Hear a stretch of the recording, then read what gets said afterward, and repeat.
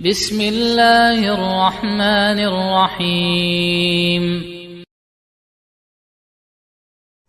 Bismillahirrahmanirrahim. Assalamualaikum warahmatullahi wabarakatuh.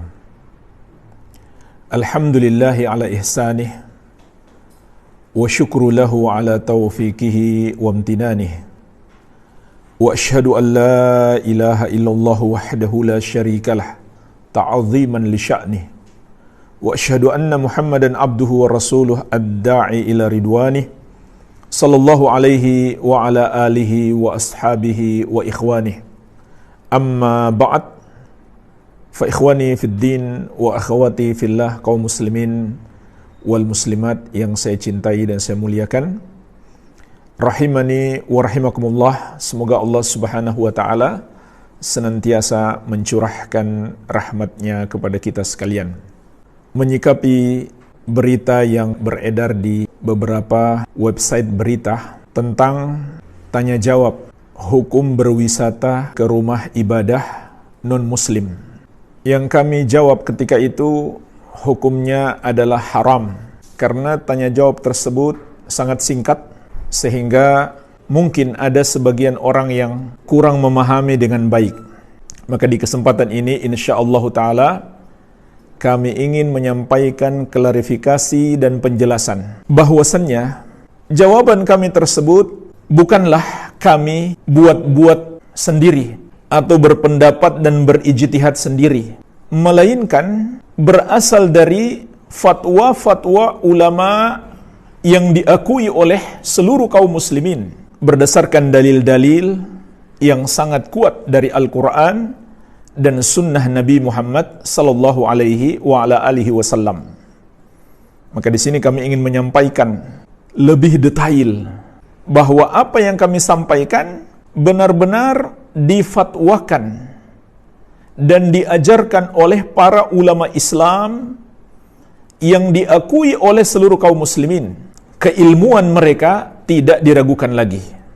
Dan dalam hal ini kami telah menulis sebuah risalah singkat yang kami beri judul Hukmus Siyahah ila Ma'abidil Musyrikin. Hukum berwisata ke tempat-tempat ibadah orang musyrik, orang yang menyembah kepada selain Allah subhanahu wa ta'ala.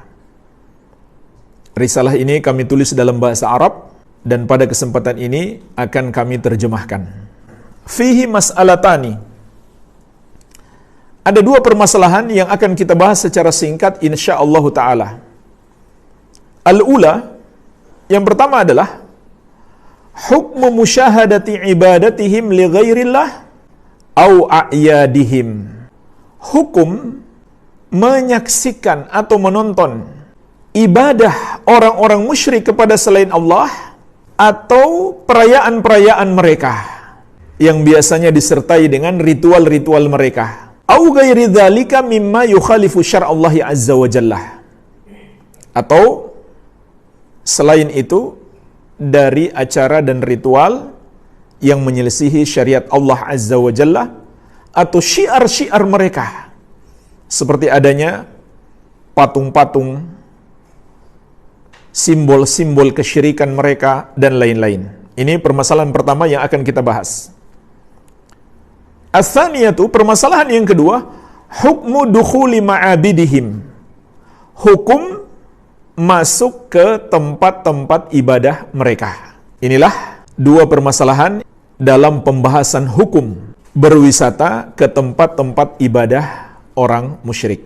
Kita masuk al-mas'alatul ula, permasalahan yang pertama, hukmu musyahadati ibadatihim li ghairillahi au a'yadihim au ghairi dzalika mimma yukhalifu syar'allahi azza wa jalla.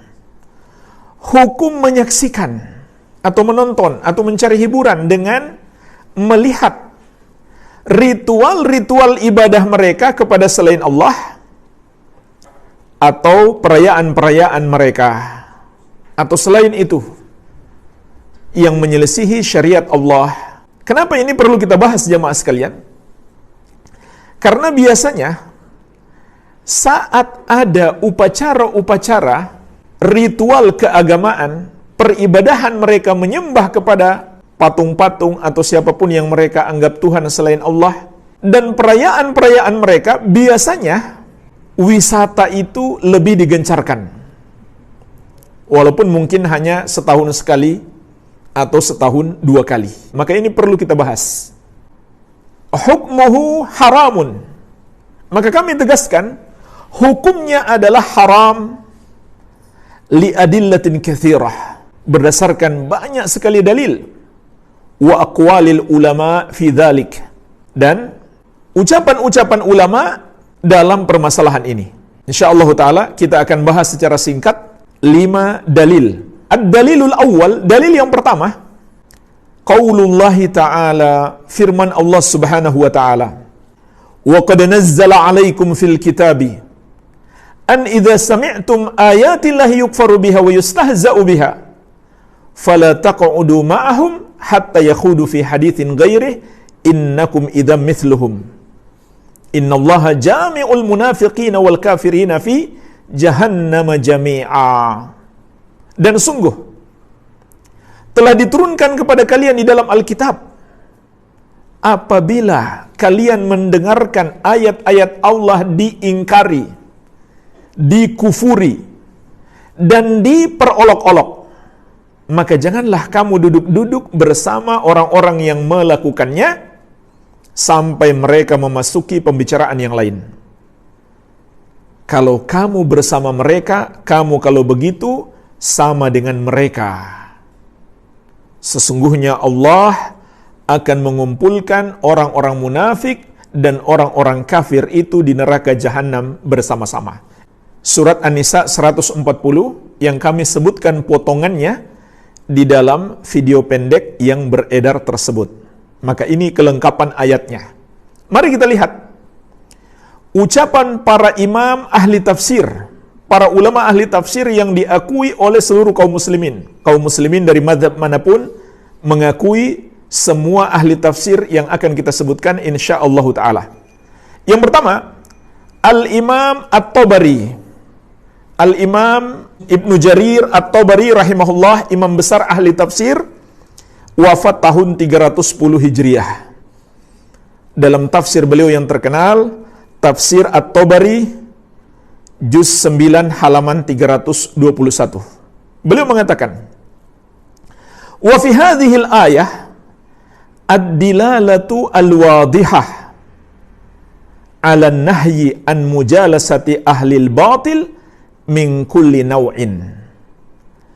Dan di dalam ayat ini ada dalil yang jelas akan terlarangnya bermajlis dengan orang yang melakukan kebatilan, melakukan perbuatan dosa, dalam semua bentuk dosa, minal mubtadi'ati wal fasaqati, apakah dari golongan ahlul bid'ah atau dari golongan orang-orang fasik, para pelaku dosa besar, inda khawdihim fi batilihim, ketika mereka sedang melakukan kebatilan mereka. Perhatikan jemaah sekalian, Imam At-Tabari rahimahullah menerangkan ayat ini dapat dikiaskan pada semua perbuatan yang mungkar, yang batil, yang menyelisih syariat. Walaupun kalau kita perhatikan, secara lafaz ayat ini melarang kita duduk bersama orang yang melakukan 2 hal. Pertama, kufur terhadap ayat-ayat Allah. Yang kedua, memperolok-olok ayat Allah. Makanya dalam ilmu syariat Islam, kias itu termasuk dalil.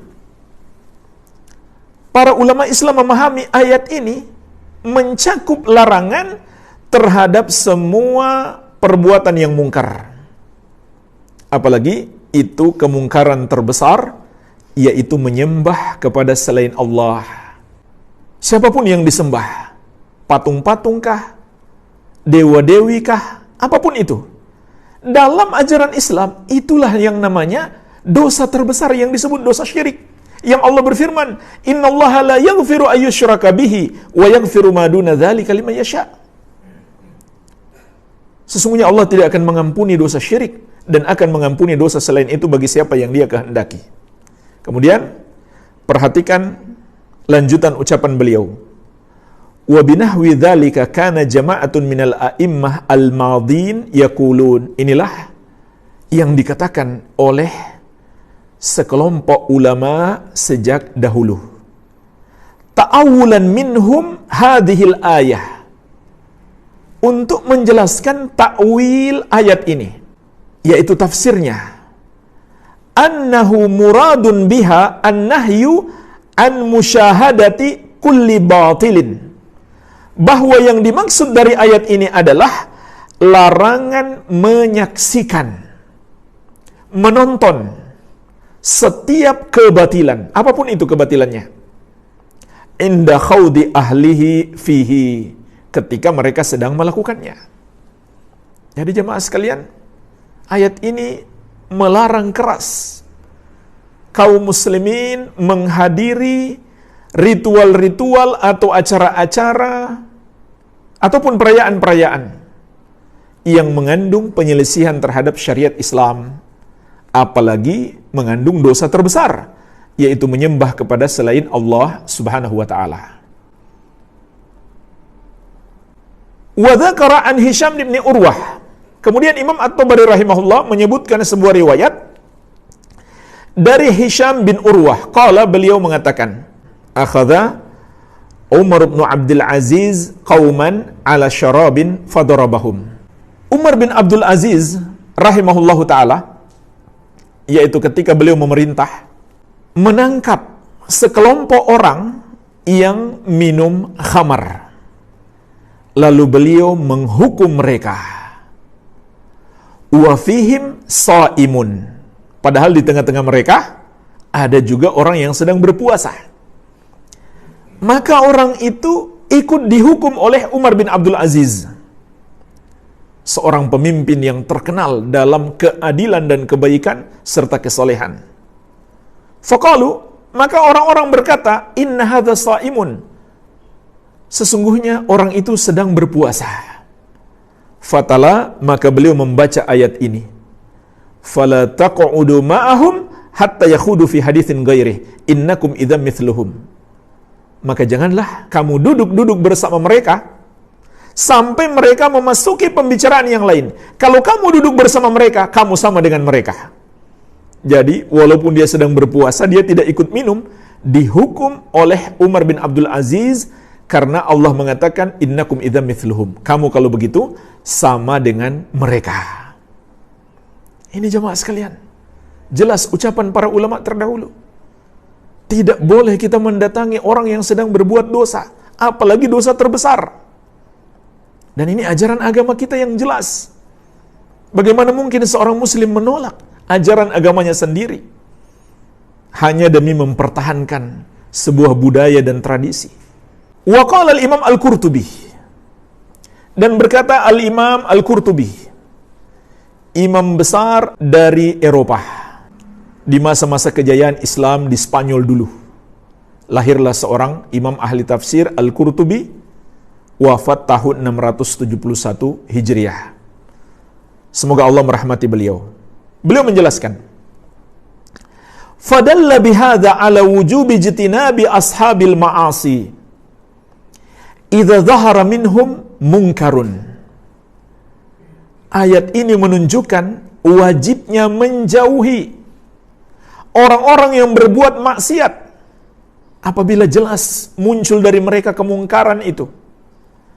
Li'anna man lam yajtanibhum faqad radiya fi'lahum. Karena orang yang tidak menjauhi mereka, sungguh dia telah menyetujui perbuatan mereka. Perhatikan, ketika kami mengatakan kehadiran seseorang di depan orang yang berbuat dosa tanpa mengingkarinya, secara tidak langsung dia menyetujui. Dia meridhoi perbuatan itu. Ini juga kata Imam Al-Qurtubi rahimahullah dan juga para ulama yang lainnya sebagaimana akan kita sebutkan nanti. Bukan kami karang-karang sendiri, tidak. Ini penjelasan para ulama. Walaupun kita nggak ikut melakukannya, nggak boleh kita hadir di situ. Karena kalau kita hadir saja, itu sudah menunjukkan keridhaan ataupun persetujuan. Warridho bil kufri kufrun, kata beliau, dan ridho terhadap kekafiran adalah kekafiran. Hati-hati, karena Allah mengatakan, kalau Allah Azza wa Jalla, innakum idzam mithluhum, kamu kalau begitu sama dengan mereka. Walaupun sebagian ulama merinci, sama dengan mereka kalau dia tidak setuju dalam hati, cuma secara fisik dia hadir di situ, maka dia berdosa besar namun tidak sampai kafir. Tapi kalau dia setuju dengan hatinya juga, maka dia juga menjadi kafir seperti mereka. Ini rincian yang dijelaskan para ulama yang lainnya. Fakullu man jalasa fi majlisi ma'siyatin walam yunkir alaihim yakunu ma'ahum fil wizri sawa'an. Maka setiap orang yang duduk di majelis maksiat, di tempat orang yang berbuat dosa, dan tidak mengingkari mereka, tidak menegur, tidak menasihati mereka, maka dia bersama mereka dalam dosa yang sama. Wayan bagi an yunkira alaihim idza takallamu bil ma'siyati wa amilu biha. Maka sepatutnya dia mengingkari mereka apabila mereka mengucapkan maksiat atau mengamalkannya. Fa illam yaqdir 'alan nakir 'alaihim fayanbaghi an yakuma anhum hatta la yakuna min ahli hadhil ayah. Namun apabila dia tidak mampu mengingkari mereka, maka sepatutnya dia meninggalkan mereka agar dia tidak termasuk orang yang terancam dengan ayat ini. Lihat tafsir Al-Qurtubi, juz kelima halaman 418. Jadi, ini dasar dalil dan penjelasan para ulama yang kami sampaikan dalam video singkat tersebut. Baik, ini dalil yang pertama. Ad-dalilu tsani, dalil yang kedua. Qala Allah Ta'ala, Allah Subhanahu wa Ta'ala berfirman, walladzina la yashhaduna zur, dan orang-orang yang tidak menyaksikan az-zur. Surat Al-Furqan ayat 72. Jemaah sekalian, kalau kita perhatikan rangkaian ayat sebelumnya, maka ayat ini adalah bagian dari penjelasan tentang sifat-sifat yang wajib dimiliki seorang hamba agar dia termasuk ibadur rahman, hamba-hamba Allah yang maha penyayang, yang akan dimasukkan ke dalam surga. Di antaranya yang harus dia miliki adalah walladzina la yashhaduna zur, dan mereka adalah orang-orang yang tidak menyaksikan az-zur. Surat Al-Furqan ayat ke-72. Mari kita lihat jemaah sekalian, apa arti az-zur dalam ayat ini. Imam At-Tabari rahimahullahu ta'ala, setelah beliau menyebutkan banyaknya penafsiran ulama dahulu tentang makna az-zur, maka beliau memberikan kesimpulan. Fa'aulal aqwal bis-shawab fi ta'wilihi an yuqal, maka pendapat yang paling kuat dalam penafsiran makna ayat ini adalah walladzina la yashhaduna syai'an minal batil. Mereka tidak menyaksikan sesuatu apapun yang batil, yang menyelisihi syariat. La syirkan, tidak perbuatan dosa syirik, menyembah kepada selain Allah, mengagungkan patung-patung dan lain-lain. Wala gina, tidak pula nyanyian. Wala kadhiban, tidak pula dusta. Wala ghairahu, tidak pula selainnya. Jadi ayat ini bermakna apapun itu yang menyelesaikan syariat Allah, kita jangan ikut menonton, jangan ikut menyaksikannya, kecuali kita datang ke situ untuk melakukan amar ma'ruf nahi mungkar, untuk mengingkari orang yang melakukan itu agar dia bertobat kepada Allah. Lihat tafsir At-Tabari juz ke-19 halaman 314. Berikutnya Al-Imam Ibnul Arabi Al-Maliki, imam besar ahli tafsir, wafat tahun 543 Hijriah. Semoga Allah merahmati beliau. Menjelaskan tentang ayat ini, orang-orang yang tidak menyaksikan az-zur. Innahu a'yadu ahli dhimmah. Az-zur itu adalah perayaan-perayaan orang-orang kafir. Fa inna fishan nasara wa sabtal yahud. Lalu beliau berikan contoh. Karena sesungguhnya Paskah Nasrani dan Sabat Yahudi yudhkaru fihi al-kufru. Padanya terdapat kekufuran disebutkan. Famusyahadatuhu kufrun. Maka menyaksikannya, menontonnya adalah kekafiran. Jadi itu bukan sebuah objek wisata, jamaah sekalian. Para ulama ahli tafsir mengatakan makna ayat ini kita tidak boleh menontonnya karena menontonnya adalah kekufuran. Illa lima yaqtadi dzalika minal ma'ani ad-diniyah. Kecuali kalau kita menonton berdasarkan makna yang dibolehkan oleh agama, seperti untuk menasihati orang yang melakukan dosa itu. Au ala jahlin minal musyahid lahu, atau kita enggak berdosa kalau kita tidak mengetahui bahwa apa yang kita lihat itu merupakan kekufuran. Kalau kita sudah tahu, dosa kesyirikan, mengagungkan patung-patung, beribadah kepada selain Allah, maka itu sudah jelas. Kata beliau itu termasuk kekufuran. Penjelasan ulama yang lainnya. Imam Al-Qurtubi rahimahullah juga mengatakan, qauluhu ta'ala, firman Allah subhanahu wa ta'ala, walladzina la yashhaduna az-zur, dan orang-orang yang tidak menyaksikan az-zur, ay la yahduruna al-kadhib wal batil wa la yushahidunahu. Maksudnya mereka tidak hadir di tempat orang berdusta dan melakukan kebatilan. Kebatilan itu semua yang menyelisih syariat. Dan mereka juga tidak menontonnya. Wazur kullu batilin zur wa zukhruf. Dan zur itu yang dimaksud dalam ayat setiap yang batil itu adalah zur, kepalsuan, wa zukhruf, dan penipuan.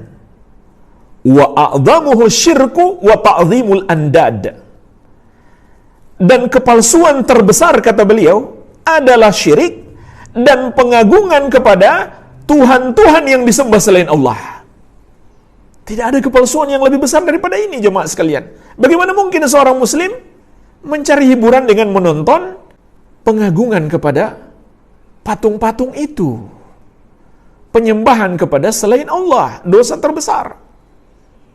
Kemudian beliau menerangkan juga, wabihi fassarat Dhahak wa Ibnu Zaid wa Ibnu Abbas. Ini yang ditafsirkan oleh Ad-Dhahak, Ibnu Zaid, dan Ibnu Abbas, ulama-ulama besar ahli tafsir dahulu. Wa fi riwayatin an Ibnu Abbas, dan dalam satu riwayat dari Ibnu Abbas radhiyallahu anhuma, beliau menafsirkan az-zur itu adalah annahu a'yadul musyrikin, perayaan-perayaan orang musyrik. Perayaan mereka tahunan atau bulanan, lalu digencarkan wisata ke situ karena ada perayaan itu, dibuat festival macam-macam, enggak boleh kita hadiri. Berdasarkan ayat yang mulia ini dan penjelasan para ulama ahli tafsir. Penjelasan Al-Imam Ibnu Katsir, imam besar ahli tafsir yang masyhur, wafat tahun 774 Hijriah. Semoga Allah merahmati beliau. Hadhihi aidan min sifati ibadir rahman. Ayat ini juga menjelaskan di antara sifat ibadur rahman, hamba-hamba Allah yang maha penyayang, yang wajib mereka miliki sifat itu agar mereka masuk surga. Itu maknanya. Annahum la yashhaduna zur, bahwasanya mereka tidak menyaksikan az-zur. Qila huwa syirku wa ibadatul asnam, dikatakan makna az-zur adalah syirik dan penyembahan kepada patung-patung. Wa qila al-kadhib wal fisku wal lagu wal batil, juga dikatakan maknanya adalah dusta, kefasikan, perbuatan sia-sia, dan kebatilan. Wa qala Muhammad bin al-Hanafiyah, dan berkata Muhammad al-Hanafiyah, beliau adalah putra Ali bin Abi Thalib radhiyallahu anhu dari ibu al-Hanafiyah. Huwa lahu wal gina, yang dimaksud dengan az-zur adalah permainan yang sia-sia dan nyanyian. Wa qala Abul Aliyah wa Tawus wa Muhammad bin Sirin wa Dhahak wa Rabi' bin Anas wa ghairuhum, dan berkata Abul Aliyah, Tawus, Muhammad bin Sirin, Ad-Dhahak, dan Ar-Rabi bin Anas, dan selain mereka. Ini imam-imam besar, ahli tafsir dari generasi tabi'in. Mereka mengatakan, hiya a'yadul musyrikin. Az-zur itu adalah perayaan-perayaan orang-orang musyrik. Acara-acara mereka, pesta-pesta mereka, yang terkait dengan agama mereka, baik secara tahunan atau secara bulanan, yang rutin mereka adakan. Maka hamba-hamba Allah yang penyayang tidak menyaksikan itu, tidak menonton itu. Al-Khulasah min kitab Ahkamis Siyahah wa Atharuha. Dirasah Syar'iyah Muqaranah. Kesimpulan kami petik dari sebuah buku yang berjudul Ahkamus Siyahah wa Atharuha. Hukum-hukum berwisata dan pengaruhnya. Dirasah Syar'iyah Muqaranah, sebuah studi syar'i perbandingan pendapat para ulama, perbandingan mazhab. Tesis master salah seorang penuntut ilmu di Universitas Ummul Qura Makkah. Ini sampul bukunya, Risalah Jami'iyah, tesis master, Ahkamus Siyahah wa Atharuha, hukum-hukum berwisata dan pengaruhnya. Dirasah Syar'iyah Muqaranah, sebuah studi syar'i perbandingan mazhab, perbandingan ucapan para ulama. Ditulis oleh Hashim bin Muhammad bin Husain Nakur. Beliau berhasil mendapatkan gelar master di Fakultas Syariah pada jurusan Ad-Dirasat Al-Islamiyah dengan nilai mumtaz, istimewa. Dan yang menguji tesis beliau ini, yang pertama, Fadilatul Syekh Dr. Nizar bin Abdul Karim Al-Hamadani. Yang kedua, Fadilatul Syekh Profesor Dr. Abdullah bin Hamad Al-Ghidmil. Yang ketiga, Fadilatul Syekh Dr. Abdullah bin Musli Ats-Tsumali. Nah, jemaah sekalian, sebagian dalil-dalil yang disebutkan oleh penulis telah kita sebutkan di atas, dan beliau kemudian berkesimpulan, فَإِذَا تَبَيَّنَ لَنَا أَنَّ مُشَارَكَتَهُمْ فِي أَعْيَادِهِمْ مُحَرَّمَةٌ. Maka apabila telah menjadi jelas bagi kita bahwa bergabung dengan orang-orang musyrik itu dalam perayaan-perayaan mereka, hukumnya adalah haram. Sekali lagi, karena ini adalah fakta, orang datang berwisata biasanya karena ada perayaan-perayaan tersebut. Kalau tidak ada apa-apa, cuma sekedar melihat bangunan saja, lalu masuk ke dalamnya, maka insya Allah kita bahas di permasalahan yang kedua. Ini masih permasalahan yang pertama. Wa syuhuduha mimma nazzalallahu anhu ibadahu fi akhir suratil Furqan wa wasafahum bi sifatin azimah. Dan menyaksikan, menonton acara mereka, termasuk yang Allah sucikan hamba-hambanya di akhir surat Al-Furqan. Wa wasafahum bisifatin azimah, dan Allah sifatkan mereka dengan sifat-sifat yang agung. Di antaranya mereka tidak menyaksikan az-zur, perbuatan-perbuatan dosa itu. Wa ja'alaha sababan lidukhulil jannah, dan Allah jadikan itu sebagai sebab mereka masuk surga. Wa anna Nabiya sallallahu alaihi wasallam lam ya'dhan lin-nadhir an yadhbaha ibilan bibuwanah ma'a wujubil wafa bin nadri. Dan Nabi SAW tidak mengizinkan orang yang bernazar untuk menyembelih onta di buana, padahal wajib menunaikan nazar, sebagaimana insyaallah akan kita sebutkan dalilnya nanti. Illa ba'da an alima annahu la yujad fiha wathanun min awthanil jahiliyah, kecuali setelah beliau mengetahui bahwa di tempat tersebut tidak ada satupun berhala atau patung orang-orang jahiliyah dahulu. Wala'idun min a'yadihim, tidak pula ada perayaan mereka. Walaupun sahabat itu datang bukan untuk sekedar wisata, tapi mau menunaikan nazarnya, apalagi cuma sekedar wisata, tentu lebih layak untuk dilarang. Alimna anna safar biqasdi musyahadati a'yadil kuffar muharramun. Maka kita pun tahu bahwasannya melakukan perjalanan dengan maksud menonton perayaan-perayaan orang kafir itu hukumnya haram. Kita masuk Ad-dalilus tsalits, dalil yang ketiga. Qala al-Imam Al-Bukhari rahimahullahu taala fi sahihi. Imam Al-Bukhari berkata dalam sahih beliau, Sahih Al-Bukhari. Babu hal yarji'u idza ra'a munkaran fid da'wah. Bab, apakah seseorang harus kembali apabila dia melihat kemungkaran di tempat dia diundang? Kemudian beliau menyebutkan sebuah riwayat. Wa ra'a Abu Mas'udin, sahabat yang mulia Abu Mas'ud radhiyallahu anhu melihat suratan fil bait, sebuah gambar bernyawa. Apakah itu patung atau lukisan? Di rumah orang yang mengundang beliau. Faraja'a, maka beliau kembali pulang. Beliau tidak jadi masuk ke rumah tersebut. Kenapa? Ada kemungkaran di dalamnya. Sebagaimana malaikat Jibril tidak mau masuk di satu rumah karena di rumah itu ada patung. Dan Rasulullah SAW ketika masuk rumah beliau dan di kain gorden atau kain hijab ada gambar bernyawa, Rasulullah SAW marah dan memerintahkan untuk menghilangkan gambar itu. Penjelasan ulama tentang riwayat di atas. Imam Ibn Battal rahimahullahu ta'ala, imam ahli hadis, wafat tahun 449 Hijriah. Fihi annahu la yajuzud dukhul fid da'wah yakunu fiha munkarun mimman nahallahu wa rasuluhu anhu. Di dalam hadis di atas terkandung larangan masuk ke sebuah tempat untuk memenuhi undangan yang pada tempat itu ada kemungkaran yang dilarang oleh Allah dan Rasulnya. Lima fi dzalika min idhari ridha biha. Karena hal tersebut termasuk menampakkan persetujuan kepadanya. Ini dinukil oleh Al-Hafidz Ibnu Hajar dalam Fathul Bari juz ke-9 halaman 250. Kemudian Al-Hafidz Ibnu Hajar sendiri menjelaskan, wa qad fassala al-ulama dzalika ala ma asyartu ilaihi. Para ulama telah memberi rincian sebagaimana yang telah aku isyaratkan. Dalam permasalahan ini qalu in kana lahwan mimma ikhtalafa fihi fayajuzul hudur wa aula tarku.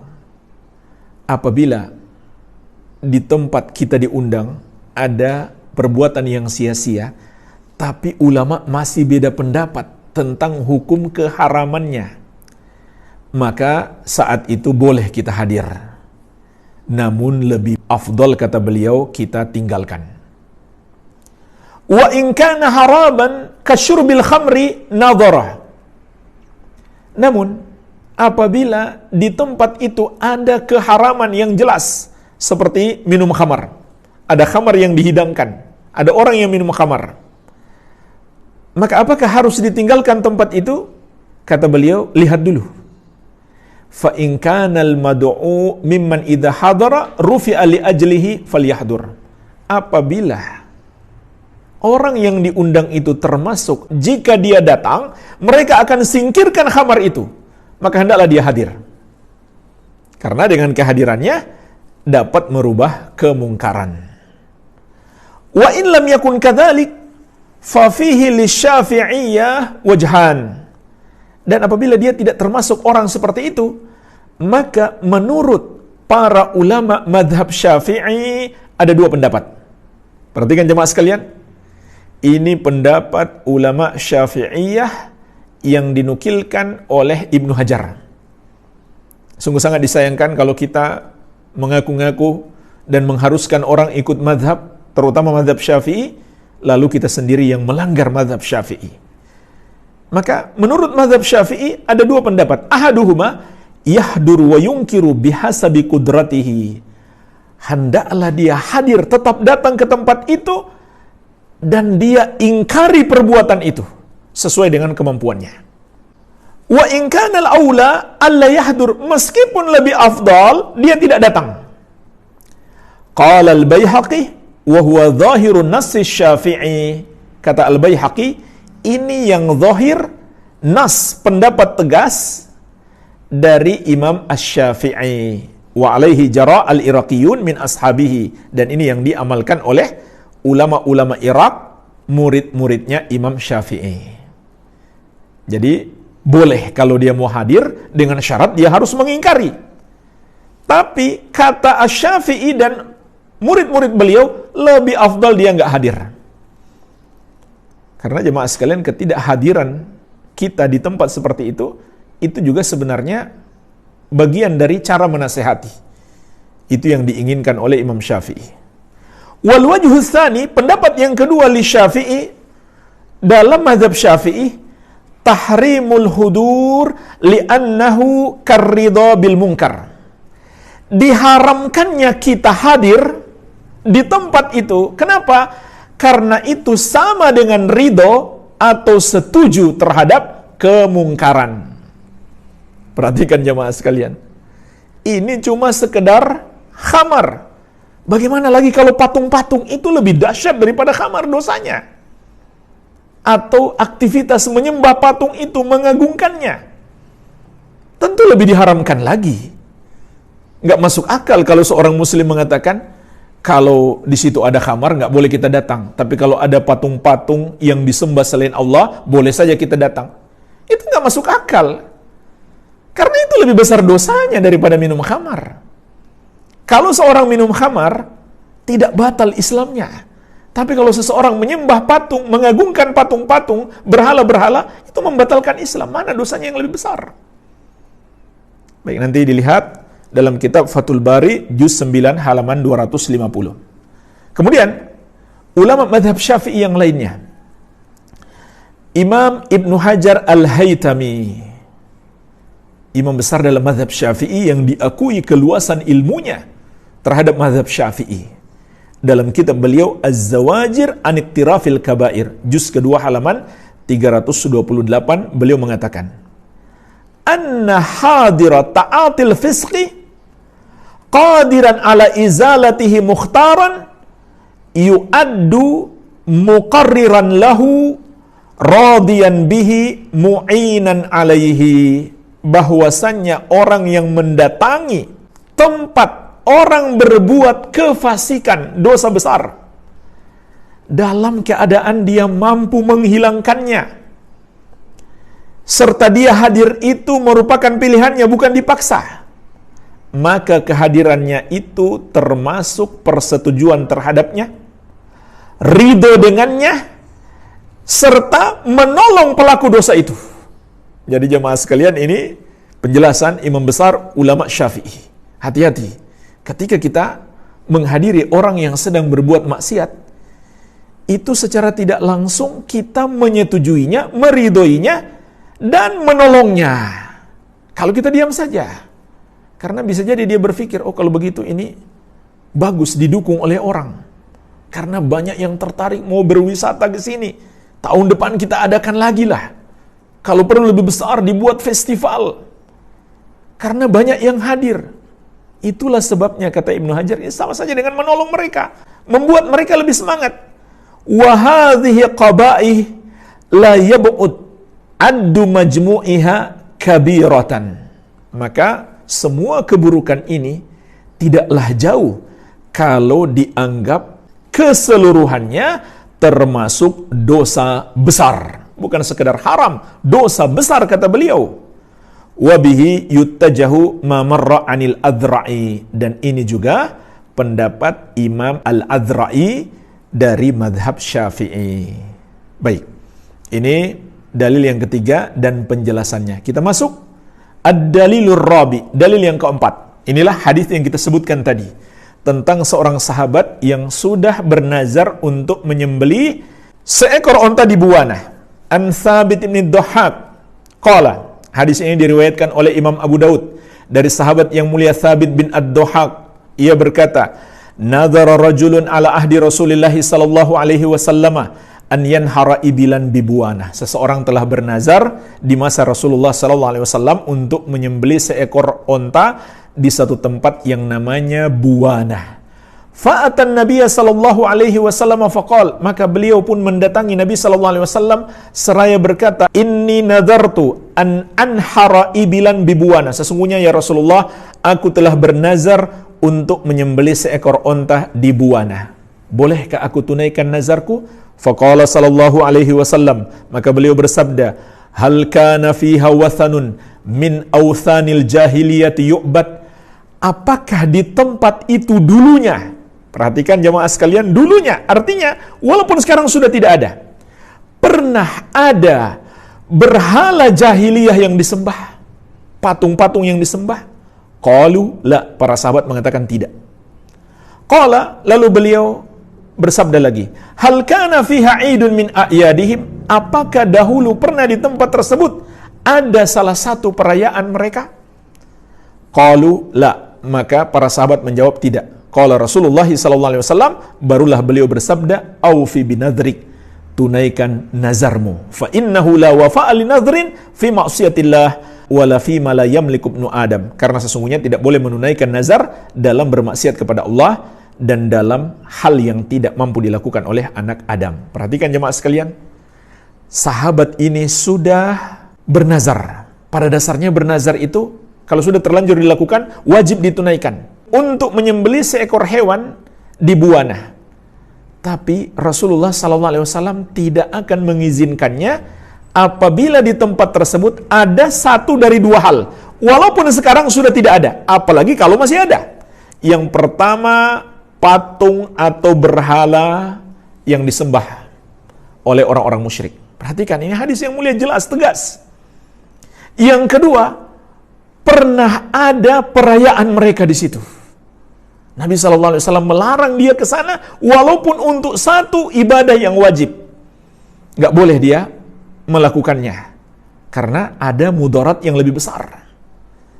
Jadi jelas hadisnya dilarang oleh Rasulullah sallallahu alaihi wa ala alihi wasallam. Dan ini kesimpulan juga yang disebutkan dalam kitab Ahkamus Siyaha wa Atharuha Dirasah Syar'iyyah Muqaranah halaman 243 sampai 244. Ad-dalilul khamis. Sekarang kita masuk dalil terakhir yang kelima dari permasalahan yang pertama, yaitu ucapan seorang sahabat yang mulia, Umar bin Al-Khattab radhiyallahu anhu, yang Rasulullah SAW pernah berpesan, alaikum bisunnati wa sunnatil khulafa'ir rasyidin al-mahdiin min ba'di, hendaklah kalian berpegang teguh dengan sunnahku dan sunnah al-khulafa'ir rasyidin sepeninggalku, mereka orang-orang yang mendapatkan hidayah. Maka Umar bin Al-Khattab radhiyallahu anhu pernah berkata, la tadkhulu 'alal musyrikina fi kanaisihim wa ma'abidihim fa inna sukhta tanzilu 'alaihim. Janganlah kalian menemui orang-orang musyrik di gereja-gereja mereka dan di tempat-tempat ibadah mereka, karena sesungguhnya murka Allah turun kepada mereka. Diriwayatkan oleh Al-Baihaqi, Abdul Razzaq dan Ibnu Abi Syaibah. Ini pemahaman seorang sahabat dari ayat-ayat dan hadis Rasulullah sallallahu alaihi wa ala alihi wasallam.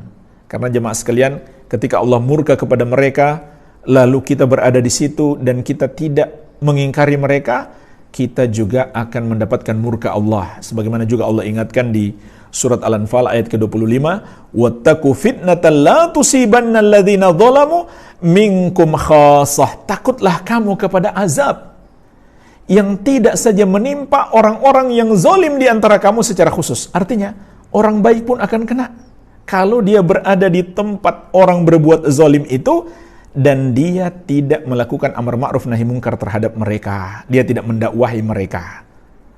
Dan berkata Imam Ahmad bin Abdul Halim Al-Harrani rahimahullahu ta'ala, wa amma ziyaratu ma'abidil kuffar mithlul maudi al-musamma bil kumamah. Adapun mengunjungi tempat-tempat ibadah orang kafir, seperti tempat yang mereka sebut al-kumamah, au baiti lahmin, atau rumah daging, atau istilah mereka sekarang Bethlehem, au sihyaun, atau yang mereka sebut sihyaun, au ghairi dzalik, atau yang selain itu, mithlu kanaisin nasara, seperti gereja-gereja Nasrani, famanhiyun anha, maka itu terlarang. Sebagaimana dalam Majmu' al-Fatawa juz ke-27 halaman 14. Inilah jemaah sekalian 5 dalil dari Al-Quran dan hadis dan ucapan sahabat serta penjelasan para ulama lintas madhab tentang haramnya kita mendatangi orang-orang yang sedang melakukan ritual-ritual ibadah agama mereka yang bukan Islam. Ini adalah dosa yang sangat besar. Baik. Berikutnya, kita masuk permasalahan yang kedua. Insyaallah kita akan bahas secara ringkas dari kitab Ahkamus Siyahah wa Atharuha. Hukum-hukum berwisata dan pengaruh-pengaruhnya. Dirasah Syar'iyah Muqaranah. Sebuah studi syar'i perbandingan, yaitu perbandingan mazhab. Sebuah tesis S2 di Universitas Ummul Qura Makkah disusun oleh Hashim bin Muhammad bin Husain Nakur dan diuji oleh 3 pembimbing. Yang pertama Fadilatul Syekh Dr. Nizar bin Abdul Karim Al-Hamadani. Yang kedua Fadilatul Syekh Profesor Dr. Abdullah bin Hamad Al-Ghatmil. Yang ketiga Fadilatul Syekh Dr. Abdullah bin Saleh Al-Thumali. Nah, jemaah sekalian, ada satu pembahasan yang ingin kita petik di sini, yaitu hukmu dukhulil muslim fi amakini ibadatihim. Hukum seorang muslim masuk ke tempat ibadah orang-orang musyrik. Jadi jemaah sekalian, yang dibahas di sini beda dengan pembahasan sebelumnya. Pembahasan di sini adalah tentang hukum semata-mata masuk ke tempat ibadah mereka tanpa ada upacara di dalamnya, tanpa ada kegiatan menyembah kepada selain Allah di dalamnya. Nah, ini pembahasannya dibedakan oleh para ulama. Secara singkat, ada 5 pendapat ulama tentang hukum seorang muslim masuk ke tempat ibadah non-muslim. Al-qaulul awal, pendapat yang pertama, yahrumu dukhulul kanisah wal bi'ah idza kana fiha suwar. Diharamkan masuk ke gereja atau sinagog atau apapun tempat-tempat ibadah orang musyrik apabila di dalamnya ada gambar-gambar bernyawa, apakah patung-patung atau lukisan-lukisan. Wa bihi qala Ibnu Hajar Al-Haytami war-Ramli wa Amirah minasy-Syafi'iyah. Ini pendapat yang ditegaskan 3 ulama besar Asy-Syafi'i. Ibnu Hajar Al-Haytami, Ar-Ramli, dan Amirah.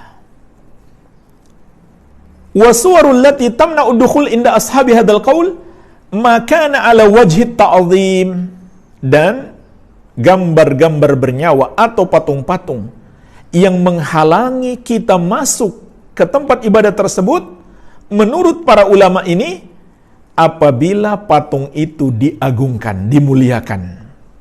Ammal mautu afalah, adapun patung yang dihinakan, maka tidak masalah. Al-qaulus tsani, pendapat yang kedua, yahrumu dukhulul kanisa wal bi'ah mutlaqan. Diharamkan masuk ke gereja dan sinagog secara mutlak. Artinya, ada patung, nggak ada patung, ya sama saja. Wa bihi qala Ibnu Nujaim minal Hanafiyah. Dan ini pendapat Ibnu Nujaim, ulama besar dari mazhab Hanafi.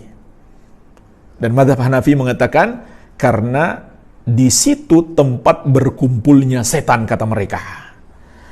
Al-qaulus tsalits, pendapat yang ketiga, yukrahu dukhulul kanisa wal bi'ah mutlaqan. Dimakruhkan memasuki gereja dan sinagog secara mutlak. Wa huwa qaulun indal Hanabilah. Ini satu pendapat dari mazhab Hambali. Hukumnya makruh. Al-qaulur rabi, pendapat yang keempat, yukrahu dukhulul kanisa wal bi'ah idza kana fiha suwar. Dimakruhkan masuk ke gereja atau sinagog apabila di dalamnya ada gambar-gambar bernyawa. Wa huwa qaulu tsanin indal Hanabilah. Dan ini pendapat kedua ulama mazhab Hambali. Al-qaulul khamis, pendapat yang ketiga, yajuzu dukhulul kanisa wal bi'ah mutlaqan. Boleh masuk ke gereja dan sinagog secara mutlak. Wa huwa qaul tsalits indal Hanabilah wa alaihil madhhab. Dan ini adalah pendapat yang ketiga dalam mazhab Hambali, dan inilah pendapat resmi mazhabnya. Jemaah sekalian, inilah secara singkat beliau jelaskan 5 pendapat dari ulama 4 mazhab terkait hukum seorang muslim masuk ke tempat-tempat ibadah orang non-muslim. Kemudian beliau sebutkan dalil masing-masing, lalu beliau mengkritik mana yang perlu dikritik dan menguatkan mana yang kuat. Nah, jemaah sekalian, kesimpulannya beliau penulis rahimahullah menguatkan pendapat yang pertama karena dalil-dalilnya itu sangat kuat, yaitu yahrumu dukhulul kanisah wal bi'ah idza kana fiha suwar. Diharamkannya seorang muslim masuk ke gereja, sinagog atau tempat ibadah orang musyrik apabila di dalamnya ada patung-patung atau gambar-gambar bernyawa. Ini pendapat Ibnu Hajar Al-Haytami sebagaimana dalam Tuhfatul Muhtaj, begitu pula pendapat Ar-Ramli sebagaimana dalam Nihayatul Muhtaj, juga pendapat Amirah sebagaimana dalam Hasyiyata Qalyubi wa Amirah ala Syarhil Muhalla ala Minhajit Talibin, semua dari kalangan ulama Asy-Syafi'iyah. Nah, jemaah sekalian, sebagai penutup, mari kita lihat dalil yang menguatkan pendapat pertama. Banyak dalil beliau sebutkan, kita ambil satu saja karena sudah mewakili yang lain, yaitu dalil yang pertama. Sebuah hadis yang diriwayatkan Al-Bukhari dari Ikrimah dari Ibnu Abbas radhiyallahu anhuma. Anna Nabiyya sallallahu alaihi wasallam lamma ra'a suwar fil baiti lam yadkhul hatta amara biha famuhiyat. Bahwasanya Nabi sallallahu alaihi wasallam ketika melihat ada gambar-gambar bernyawa, patung-patung di Ka'bah, beliau tidak mau masuk sampai beliau perintahkan untuk dihilangkan. Ini rumah Allah, Ka'bah. Nggak boleh bagi Nabi SAW memasukinya sampai beliau memerintahkan untuk dihilangkan dulu patung-patung itu. Wa ra'a Ibrahim wa Ismail bi aidihima al-azlam. Dan beliau melihat ada patung Nabi Ibrahim dan Nabi Ismail alaihimassalam, di tangan keduanya ada al-azlam, yaitu alat untuk mengundi nasib. Faqal, maka beliau bersabda, qatalahumullah wallahi in istaqsama bil azlami qattu. Semoga Allah memerangi mereka, demi Allah tidaklah kedua nabi itu mengundi nasib dengan anak panah sedikit pun, tidak pernah sedikit pun. Maka Rasulullah SAW marah dengan perbuatan mereka tersebut dan memerintahkan untuk menghilangkan patung dari Ka'bah tersebut. Maka jelas kata penulis risalah tesis master ini, wajhud dilalah, sisi pendalilannya adalah dalam tina'u Rasul sallallahu alaihi wasallam min dukhulil Ka'bah wa fiha suwar hatta muhiyat ala adami jawazi dukhuli amakinil ibadah allati fiha aswar. Nabi sallallahu alaihi wasallam tidak mau masuki Ka'bah dalam keadaan di dalamnya masih ada patung-patung sampai dihilangkan, menunjukkan bahwa tidak boleh masuk ke tempat-tempat ibadah orang-orang yang menyembah kepada selain Allah yang padanya ada gambar-gambar yang mereka sembah atau patung-patung mereka atau simbol-simbol kesyirikan mereka.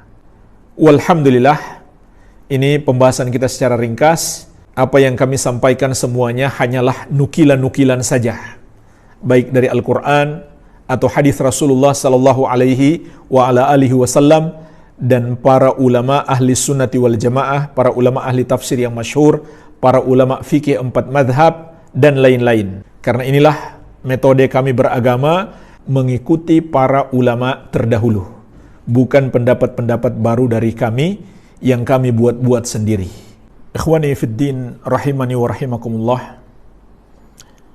banyak sekali ulama, baik ulama dahulu maupun ulama kontemporer, yang mengharamkan umat Islam mendatangi walaupun dengan niat wisata tempat-tempat ibadah orang musyrik.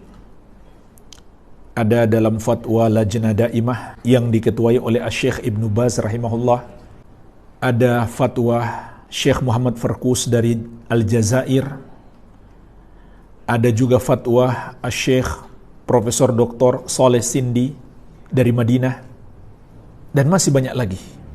Karena jemaah sekalian, seorang muslim itu seharusnya memiliki kecemburuan terhadap agamanya.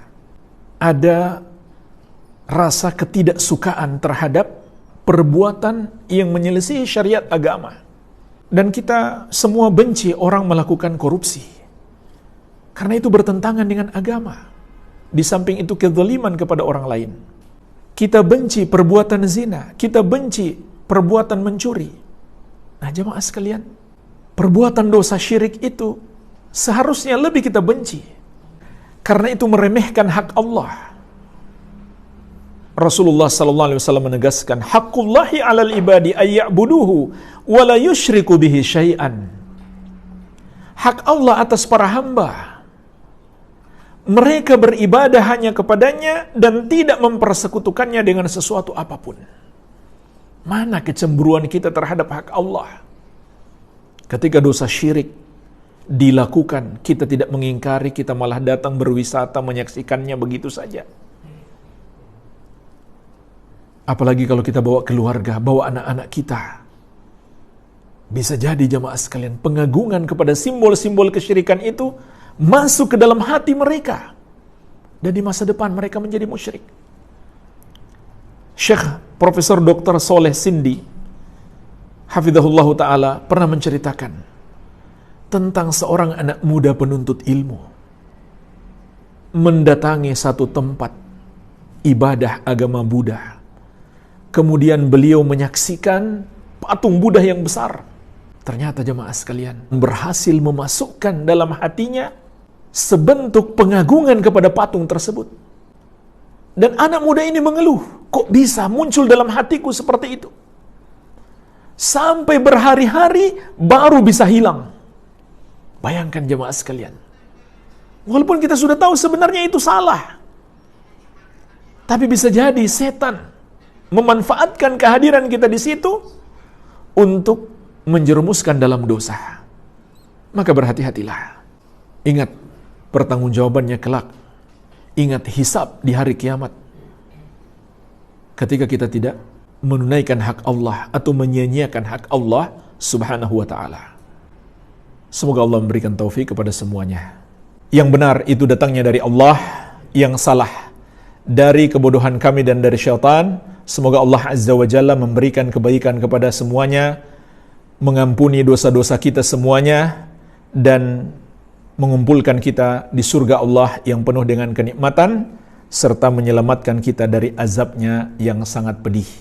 Wabillahi taufik, wa sallallahu ala nabiyina Muhammadin wa alihi wa sallam, wa akhiru da'wana anil hamdulillahi rabbil alamin.